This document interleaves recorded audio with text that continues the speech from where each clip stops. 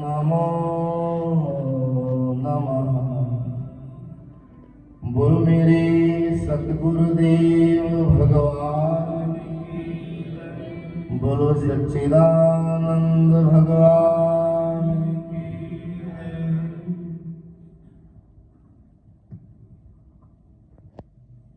इतने संतों के और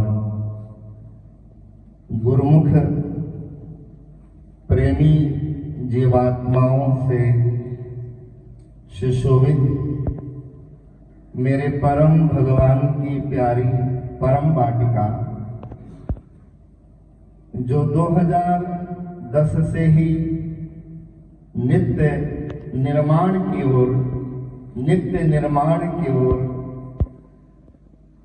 हमारे परम सेवा ट्रस्ट के सचिव हरबंस लाल जी सिंगला, परम वाटिका आश्रम के प्रधान पिता तुल्य बाबू ब्रजलाल जी गर्ग जब भी आते हैं, अभी इसमें ये बनाना है, जो प्लानिंग है मनुष्य की उसको तो निर्माण कहते हैं। निर्माण और वो चलता ही रहता है, लेकिन इस निर्माण की लड़ी में, श्रृंखला में आज हम निर्वाण के वातावरण में बैठे हैं। और ऐसा निर्वाण जो वेद भगवान कहते हैं, आत्मा वही जायते पुत्रः इति वेदानुशासनम्। पिता की आत्मा ही उसकी आंखों के सन्मुख पुत्र के रूप में प्रकट होती है। वो अपने बेटे को नहीं देखता, वो अपने आप को देखता है। शायद यही संयोग रहा होगा घर के वातावरण से। जब पिता ही घर में ना हो तो आप समझ सकते हैं, पढ़ाई विक्षिप्त हो गई और मैं 10वीं फेल हो गया। उनके ही मित्र थे, संबंधी लखनऊ में थे, रेलवे से। उन्होंने कहा भाई आप चिंता न करें, इस बच्चे को मैं ले जाऊंगा, मैं लखनऊ से इसको पढ़ाऊंगा। वहां जाकर के 10वीं कंप्लीट हो गई और +1 में 11 में दाखिला मिला। और उसी बीच बसंत का उत्सव, और 2.5 साल हो गए थे इनको देखा नहीं था मैंने। बहुत एक साधनहीन, बहुत सुविधा से वंचित समय था वो। पोस्टकार्ड पर अपनी सुविधा सूचना को आदान प्रदान किया जाता था, कोई टेलीफोन नहीं, कोई कुछ नहीं, लेना नहीं देना नहीं। तो परमपुरी आना हुआ और महाराज, क्योंकि एक मान होता है भी हमारा कोई है यहाँ पे, हमें कुछ पता नहीं था, केवल गुरु महाराज को जानते थे या गुरु महाराज के साथ रहने वाले हमारे परम श्रद्धेय ब्रह्मलीन श्री स्वामी केशवानंद जी महाराज, और वर्तमान में हमारे स्वामी श्री रामेश्वरानंद जी महाराज, ब्रह्मलीन पूज्य राज बहन जी, और जिनकी ममता और छत्र छाया में आज मेरी आवाज निकल रही है, वो हमारी पूज्य माया बहन जी। और अभी जो काकुला वाले महाराज बोल रहे थे, स्वामी अतुलानंद जी, क्योंकि एक गाड़ी चलाते थे। बस इनके अलावा और हमें कुछ नहीं मालूम था कि आश्रम क्या होता है, आश्रम में कोई साधु भी होते हैं, आश्रम का रूप क्या है, आश्रम कहते किसे, कुछ भी मालूम नहीं था। तो जब वहां पर आए तो किसी को जानते नहीं, पहचानते नहीं। बड़ी व्यवस्था थी, वो मेले का रूप था परमपुरी का। बसंत पंचमी, जगह जगह बैरियर लगे होते थे, लंगर में जाना, मंदिर में जाना। हमें स्वाभिमान था, मेरे पिताजी यहाँ रहते हैं, और वहां जब गए तो लंगर में जाने के लिए मुझे रोक दिया गया। संयोगवश उस समय के प्रबंधक जो सभी महाराज के महात्माओं में श्रेष्ठ सोनाम धन्य पूज्य बाबा भास्करानंद जी महाराज लंगर से वो हाथ धो करके गीला ही था, उधर से आ रहे थे और मैं उस वॉचमैन से गार्ड से मैं टकरा रहा था कि मुझे क्यों नहीं जाने देता। तो उन्होंने भी देखा ये बच्चा बड़े रोब से बोल रहा है, ऐसा बोल रहा है, ऐसा तो कोई बोलता भी नहीं है। तो उन्होंने कहा कहाँ जाएगा?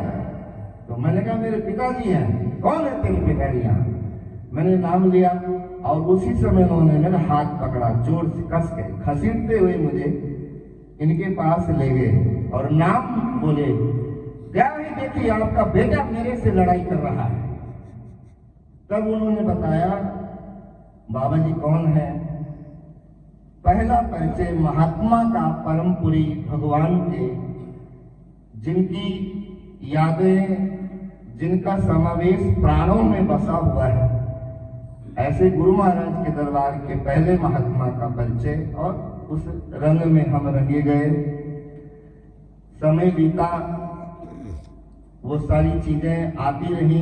बहुत शुद्ध समय था साधना के लिए, सेवा के लिए, गुरु के वचनों को हृदय में धारण करने के लिए बहुत सुयोग्य बेला थी। वो एक सहजता जीवन में नेचुरल ही बनी हुई थी कि जैसे एक्सरे की मशीन में वो पेपर छप जाता है, ऐसे जो शब्द गुरुजनों के मुख से, माता पिता के मुख से निकलते थे वो हृदय में छप जाते थे।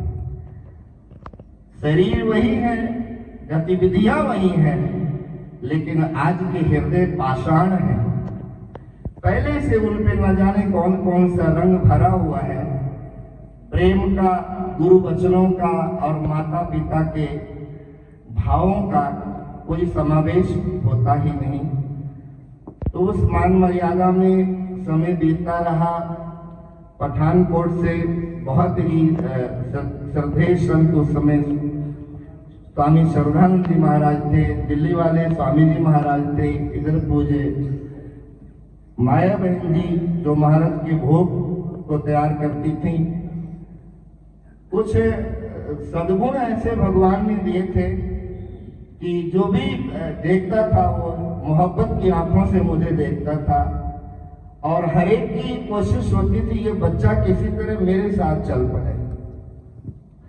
पूज्य स्वामी जी दिल्ली वाले महाराज जी ने कहा, गया भाई इस लड़के को मैं ले जाऊंगा, यहाँ तो इन्होंने गौशाला में गोबर उठवाना है, मैं दिल्ली में इसको दाखिला करा के आचार्य बनाऊंगा। इन्होंने कहा आप किससे कह रहे हो? आप मेरे जैसे व्यक्ति से कह रहे हो, मैं तो पहले ही बिका हुआ हूं। जो पहले बिका हुआ हो उसी को तो कोई अधिकार ही नहीं है किसी का सौदा करने को।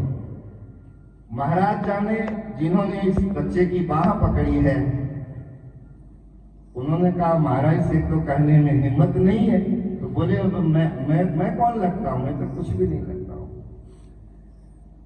जब जब वहां परमपुरी जाना हुआ, क्योंकि 1983 के नवंबर में दिवाली पर गुरु महाराज का शरीर अस्वस्थ हुआ और वो समय ऐसा था बिना आज्ञा के कोई एक स्थान से दूसरे स्थान जा नहीं सकता था। बिना आदेश, बिना अनुमति के हम कुछ भी ऐसा कार्य नहीं कर सकते थे। सत्संग में भी जाना है तो आदेश होता था कौन कौन से विद्यार्थी ब्रह्मचारी जाएंगे, कौन से महात्मा जाएंगे। हमने वो पालन किया हुआ है, इसीलिए आज कष्ट होता है। जब वो वातावरण दिखाई नहीं देता तो चित्त क्षुब्ध हो जाता है।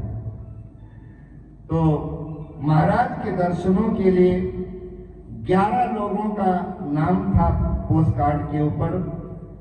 कुछ वहां के भगत थे, कुछ आश्रम, हमारे भैया मुक्तानंद जी रिजर्व बैंक से रिटायर हैं, महेश भाई, ये भी उस नाम के लिस्ट में थे। और सबसे नीचे मेरा नाम था। मेरे भगवान ने याद किया उस बच्चे को भी ले आना। रोता रहता था जब से पता लगा महाराज पीजीआई में दाखिल है। भोजन तो कहा, जिसके प्राणाधार के ऊपर कोई कष्ट हो और उसके हृदय में किसी शौक की, भोजन की, विश्राम की लालसा आएगी तो लानत है उस मोहब्बत को। न मालूम कहां से उन्हें पता लगा कि एक बच्चा बहुत व्याकुल है, तो नीचे लिखा हुआ था मेरा नाम कि वो बच्चे को भी ले आना। कहां जा सकते थे? जब सूचना मिली कि कालका महल में चलना है, तेरा भी नाम दिया है महाराज ने। हमने कहा मेरा नाम महाराज ने दिया है, और हम जैसे पागलों की स्थिति थी। सबसे पहले उतरे और दिल्ली आश्रम में ये भी नहीं था कि महाराज है कहाँ, क्योंकि दीपावली दिल्ली आश्रम में मनाई जाती थी। हम सब पूरा 11 के 11 लोग वहां जैसे गए, तो वहां क्योंकि आश्रम में उदासीनता थी, और जब पता चला महाराज तो पंचकुला में है, तो वहीं से वैसे वस्त्र, वैसे बैग लटकाए हुए हम सब सीधे और पंचकुला पहुंचे। उस समय महाराज भगवान जी के दर्शन हुए, और वहां की उस समय की जो वहां का दृश्य है मैं वाणी से व्यक्त नहीं कर सकता। बस उन्होंने बाह पकड़ी, यही हमारी जिंदगी का आधार है। महाराज ने देखा बहुत सारे साधु यहाँ आ गए हैं, बहुत सारे भगत, कुछ श्रीनगर से थे, कुछ रांची से थे, कुछ परमपुरी से थे। छोटी सी कुटिया 500 गज की, एक ही प्लॉट था। लेटे हुए महाराज ने कहा अयोध्या इतनी भीड़ कर दिया यहाँ पर आश्रम, यहाँ पर ये आश्रम थोड़ी है, तो कुटिया है। अतुलानंद जी ने कहा कि क्या आज्ञा महाराज, क्या चाहते हैं? बोले महाराज ने कहा इनको सबको बुलाओ, मैं प्रसाद देके भेजता हूँ, जितने आए हैं सबको भेजो, भरमार में भेजो, नंगल बेहाला में भेजो। तो बुलाकर महाराज ने कहा बेटा ये आश्रम थोड़ी है, यहाँ तो आते जाते मैं ठहर जाता हूँ, एक छोटा सा गेस्ट हाउस है। आश्रम तो परमपुरी है, आश्रम तो भरमार है। अब कौन बोलने वाला है? सबकी विदाई हो गई, मैं भी उसी में, क्योंकि उनके साथ ही था, तो स्वाभाविक था कि मुझे भी कहा गया तुम भी लाइन में लगो जाने वालों में। लेकिन मन भरा हुआ था कि हम तो भगवान के लिए यहाँ आए थे और भगवान जी फिर कहीं और भेज देंगे। तो जैसे ही प्रसाद देते जा रहे थे, और जब मैं आया सबसे लास्ट में, तो महाराज जी ने मेरे चेहरे की तरफ देखा, और जो हाथ में मुट्ठी में प्रसाद था वो ऐसे टप में डाल दिया है। महाराज ने कहा महेश इसको नहीं भेजना है, बाकी सबको भेज दो। न जाने उन आंखों ने कौन सी दीनता देख ली, न जाने कौन से गुण पर दयालु रीझ जाते। प्रेमी कभी नहीं समझ सकता कि प्रीतम को हमारी कौन सी अदा पसंद है। साधक कभी भी नहीं समझ सकता कि मेरे आराध्य को मेरे में कौन से सद्गुण दिखाई देते। यही तो प्रेम की स्थिति है। और वहां से ये सारा वातावरण रहा, हमारे सब बैठे हैं, पूजनीय बैठे हैं। साधना सदन, यदि आज भागवत के द्वारा, किसी पुराण की कथा के द्वारा मेरे मुख से 2 श्लोक का उच्चारण होता है, तो वो साधना सदन की देन है।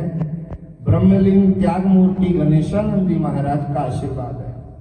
क्योंकि हमारे आश्रमों में स्वाध्याय का प्रचलन नहीं था, केवल सेवा का प्रचलन था। और जो वृद्ध बुजुर्ग साधु महात्मा होते थे उनको माला मिलती थी जपने के लिए, हमें माला भी नहीं मिलती थी। गौशाला में जाना है, खेत में जाना है, लंगर में जाना है, हम उसी में मस्त थे। वो जूठे बर्तन, वो बड़े बड़े लोहे के पतीले होते समय भी ऐसा आनंद आता था कि संसार वालों से हम बहुत अच्छे हैं। गुरुदेव भगवान का 1985 में निर्वाण हुआ, उससे पहले महाराज ने पंचकुला में शिफ्ट किया।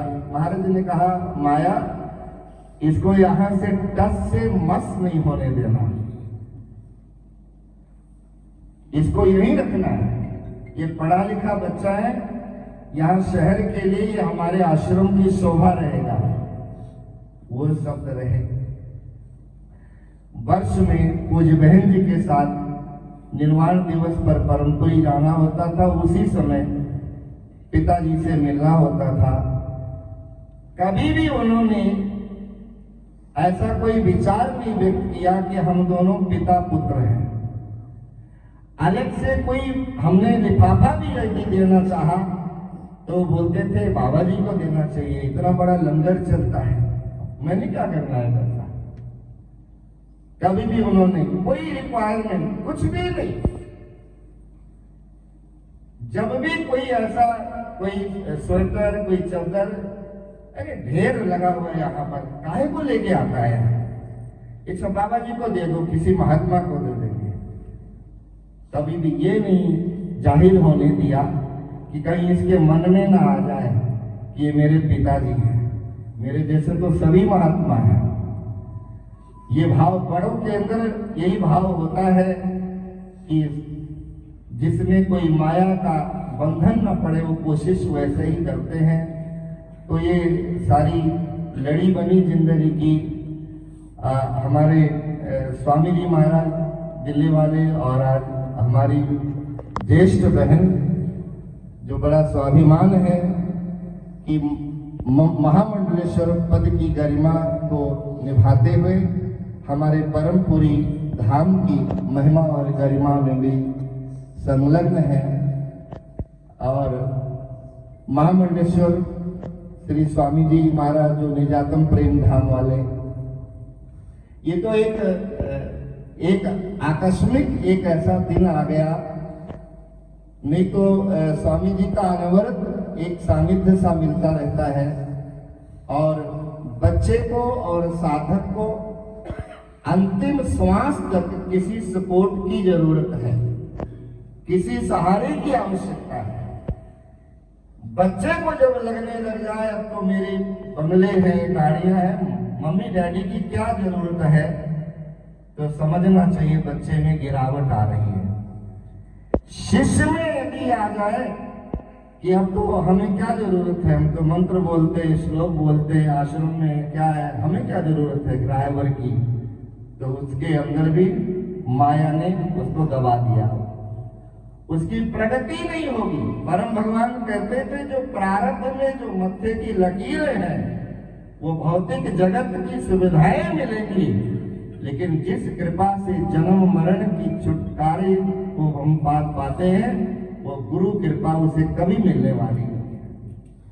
तो अंतिम श्वास तक हमें श्रद्धेय पुरुषों की आवश्यकता होती है, उनका आश्रय मिलता रहे, हमारा सौभाग्य है।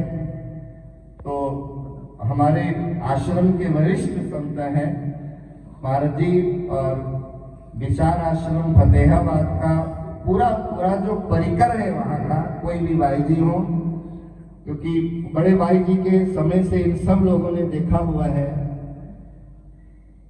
हमारे गुरु भाई स्वामी अलखानंद जी, स्वामी राघवानंद जी, और नंगली से आए हुए हमारे अर्जुन शिवानंद जी जो समाधि के समय में भी थे, और पनखो वाले महात्मा जी, सार शब्द मिशन, सतगुरु नगर जो स्वामी जी और जुगल जोड़ी जी महाराज, ऐसे थोड़ी को पकड़ के बात करते थे।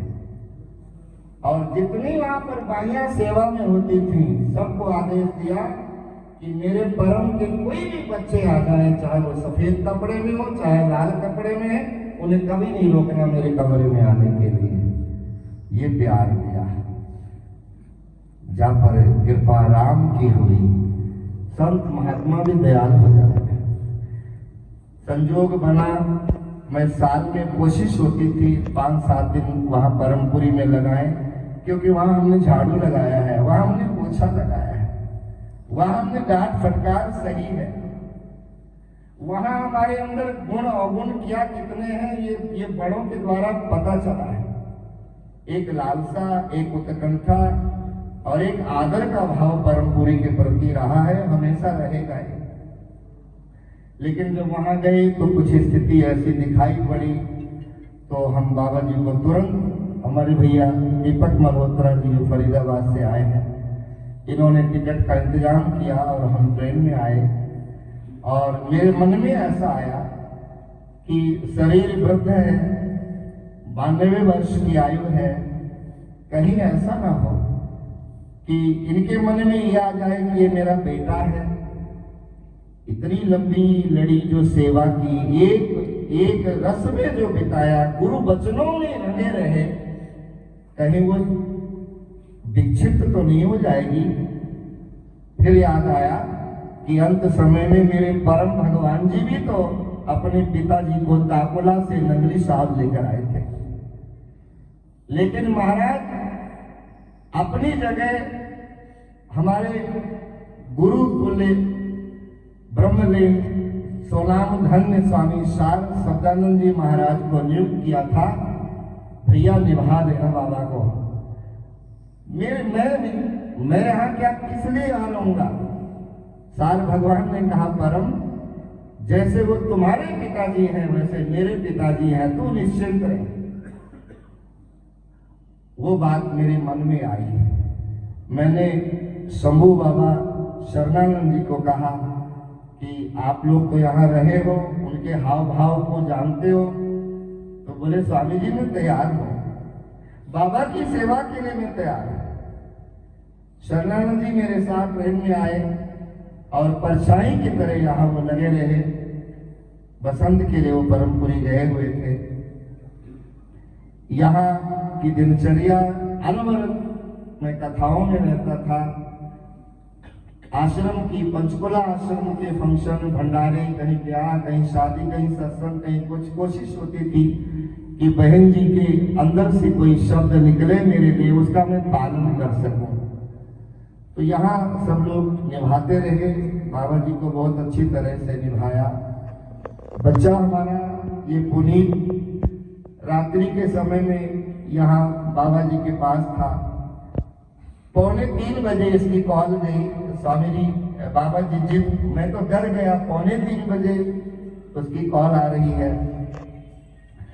मैंने कहा क्या हुआ? बोले बाबा जी बाथरूम में हैं और जिद कर रहे हैं कि अब टॉयलेट तो हो गया, अब स्नान करके ही निकलेंगे, एक ही बार निकलेंगे। नित्य स्नान की आदत थी उन्हें। तो इसने कहा कि पानी भी ठंडा है, 2:45 बज रहे हैं।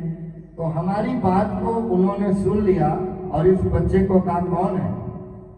तो इसने कहा स्वामी जी हैं। क्या कह रहे हैं? कहते आप बाथरूम से बाहर आ जाइए। तो चलो फिर। बेटे के इशारे को बाप मान जाए, ये तो बहुत बड़ा सौभाग्य बच्चे का है। आज तो बाप के इशारे को बच्चे नहीं मानते, बहुत बड़ा। ये मेरे परम भगवान की परछाई है जो शीश पर इधर उधर घूमती रहती है। अंत समय की जब ये रात्रि आई, संजोग से ब्राह्मण हमारे आचार्य यहाँ बैठे थे। बसंत का पूरा अनुष्ठान हुआ, उसका विश्राम हुआ। नगली साहब का बसंत उत्सव समापन हुआ, परमपुरी का बसंत उत्सव समापन हुआ। पंचकुला में बहन जी ने वो सब मोबाइल में उन्होंने दर्शन किया और सब कुछ करके और संध्या काल कहने लगे, आज से मैंने अन्न त्याग, ऐसे उंगली करके मेरे से जबरदस्ती मत करना है। मैंने कहा ऐसे बोल रहे होंगे, लेकिन पूरा उन्होंने निभाया। कुछ भी मुख में डाला नहीं, इधर से डाले तो ऐसे गर्दन, इधर से ऐसे गर्दन। तब बाद में याद आया कि संत महात्मा लोग अन्न को त्यागते हैं, ऐसा मैंने सुना है, पढ़ा भी है। क्योंकि अन्न का जो प्रभाव है वो इस पंच भौतिक पिंजरे को त्यागने में बाधा डालता है। तो ये चलता रहा। और भास्कर भाई, इन सब लोगों ने कहा स्वामी जी जब तक हम यहाँ हैं आपको रात को जागने की आवश्यकता नहीं है। मेरे इस वाटिका के जितने बच्चे हैं, पिता तो वो मेरे थे, लेकिन किसी बच्चे ने कभी डायपर भी बदलना हुआ तो किसी बच्चे ने मना नहीं किया। मैनेजर साहब हमारे पाठक जी, ये भी ऐसे कुछ भी कोई कार्य करने के लिए कभी किसी स्टाफ ने ये नहीं जाहिर किया कि मैं तनख्वाह देता हूं, मेरा काम ये नहीं है। जिसको जो जब आवाज पड़ी वो उसी समय खड़ा है वहां पर। भास्कर जी पूरी रात जागते, जिन्होंने बड़े बुजुर्गों को संभाला हो उन्हें मालूम होगा। और सुबह इन्होंने कहा, स्वामी जी पूरी रात मुझे नींद नहीं आई, क्योंकि बाबा जी अक्सर बोलते थे, हे गुरु महाराज जी अब ले चलो, हे गुरु महाराज जी अब ले चलो, हे गुरु महाराज जी अब ले चलो। मैंने कहा जाओ सो जाओ। मैं अकेला था तो मैंने कहा शायद कोई चित्त के ऊपर कोई ऐसा कोई विचार हो, तो मैंने हाथ जोड़ा। मैंने कहा बाबा जी आप कुछ करना चाहते हैं? बोले क्या करना है? मैंने कहा कुछ किसी को देना हो, कोई पाठ पूजा हो, किसी को पैसा देना हो, किसी से कोई कर्जा हो, कोई कुछ करना हो। बोले नहीं नहीं, मेरे सामने महाराज का स्वरूप लगा था लाइटों वाला, और ऐसे हाथ किया कि इन्होंने हमें कर्जदार रहने नहीं दिया। मैंने कहा कुछ कोई ऐसी इच्छा हो। कैसी इच्छा? मैंने कहा किसी से कोई ऐसा कुछ करना हो। बोले हाँ इच्छा तो है। मैंने सोचा पता नहीं क्या कहेंगे, इच्छा तो है। मैंने कहा क्या इच्छा है? बोले ये मेरी आवाज नहीं सुन रहे। मेरे जितने बराबर के महात्मा थे सबको बुला लिया, मुझे नहीं बुला रहे। मैंने कहा वो तो जब समझेंगे। बोला नहीं नहीं यही इच्छा, यदि पूरा कर सकता तो कर दे। मैंने कहा मेरे से ज्यादा तो आपकी सुनते हैं। नहीं सुन रहे हैं ना, नहीं सुन रहे हैं ना। एक भगवत इच्छा गुरु महाराज जी के प्रति।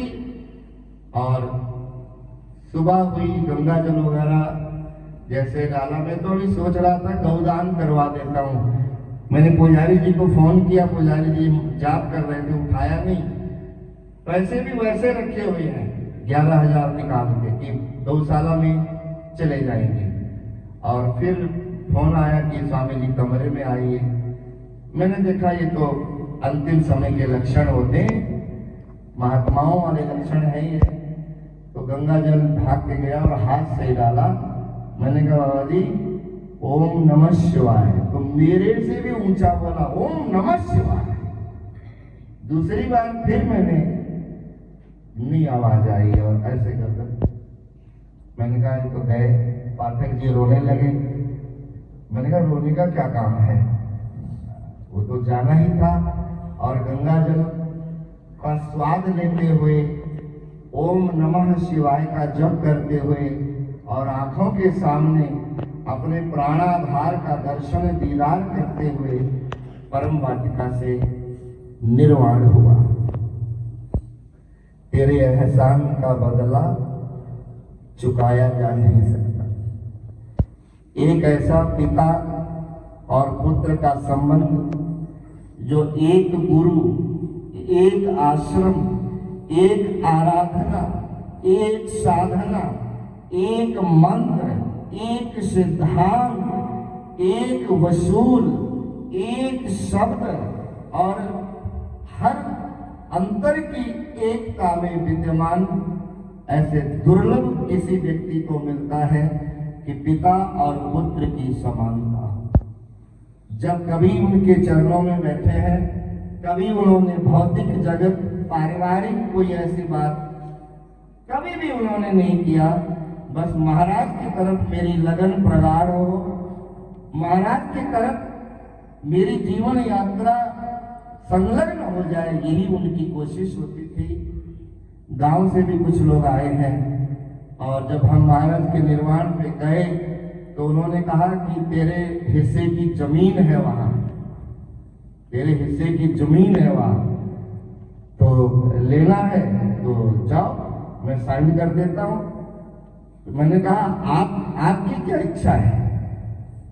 तो तो उन्होंने कहा मेरी इच्छा यह है, यदि हम आश्रम में रहकर किसी जमीन जायदाद की लालसा मन में रखते हैं तो ये सिद्ध है कि उसके गुरु महाराज की महिमा बहुत छोटी है।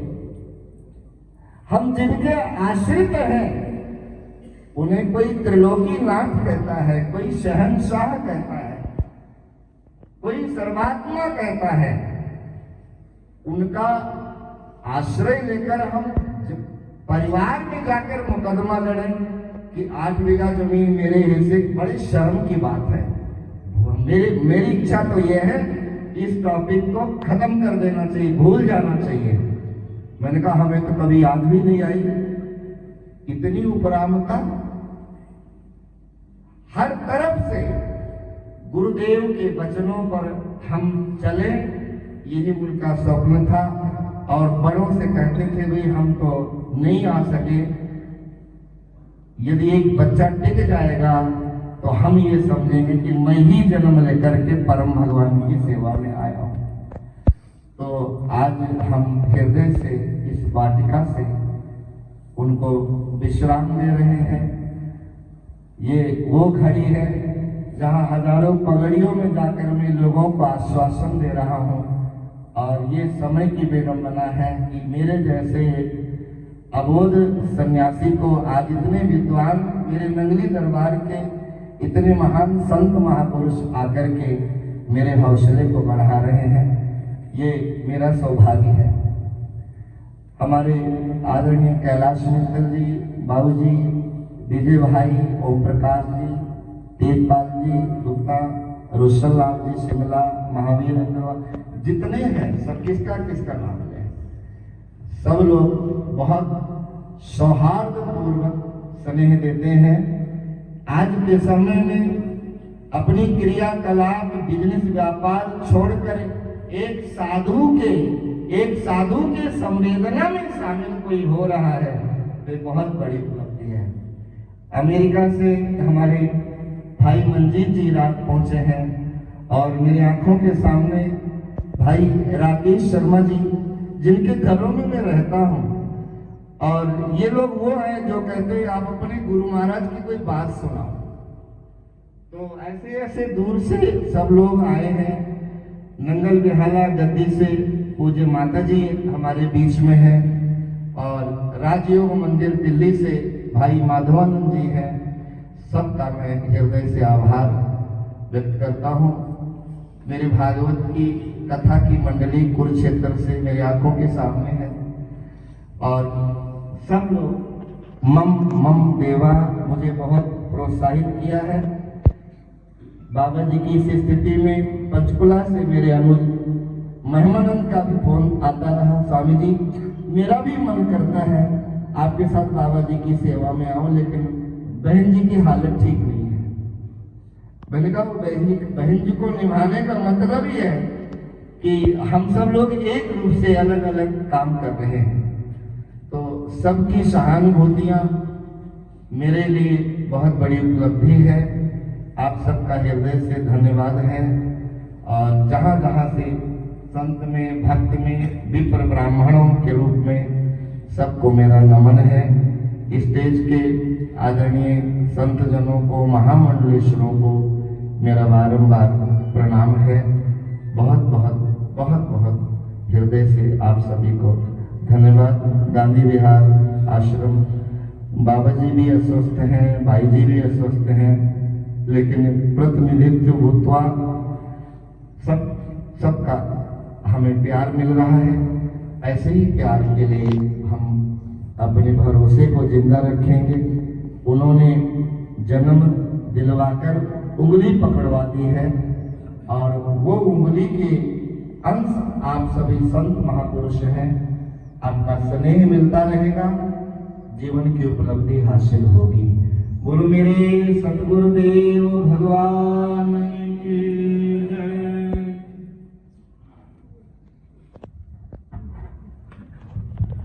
शांति पाठ के लिए सभी आचार्य लोग